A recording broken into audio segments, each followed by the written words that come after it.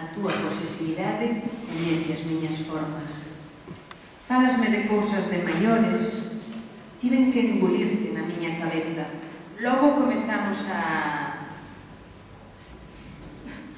e fixéchesme... e puxéchesme o... como se fose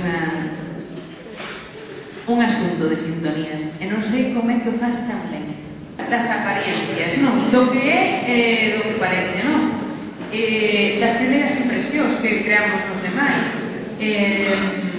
do que as apariencias revelan sobre nós, pero tamén do que agachan sobre nós, e mesmo do que menten sobre nós.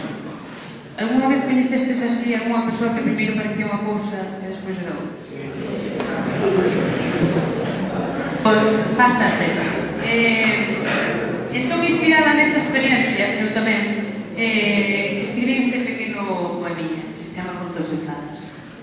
Érase unha vez, ao final do conto, a carapuchiña era unha loba, a boiña un leñador, a devoradora unha asceta, a libérrima un completo compendio de dependencias, a mística unha frívola tiñida de temores, o incomprendido un anxo, a princesa un monstro, a frívola unha mística tiñida de temores, o monstro unha princesa, o outro incomprendido un demo, a suposta loba unha absoluta carapuchiña e o camiño entre o bosque un leñador.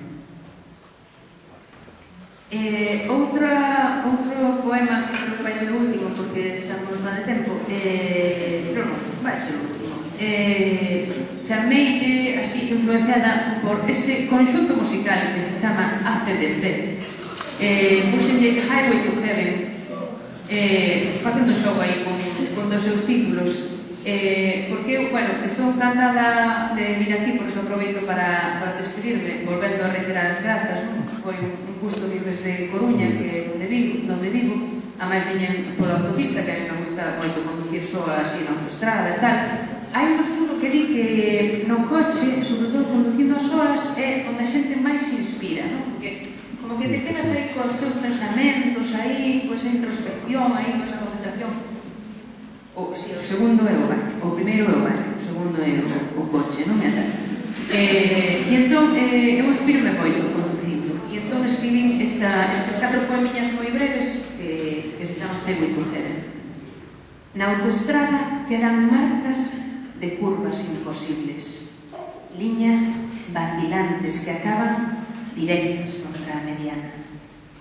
Como quedaría a miña beleza de espiga tronzada e sangrante contra o cristal do parabrisas, e cal sería o exacto estado dos meus peitos que xa non caerían nunca máis.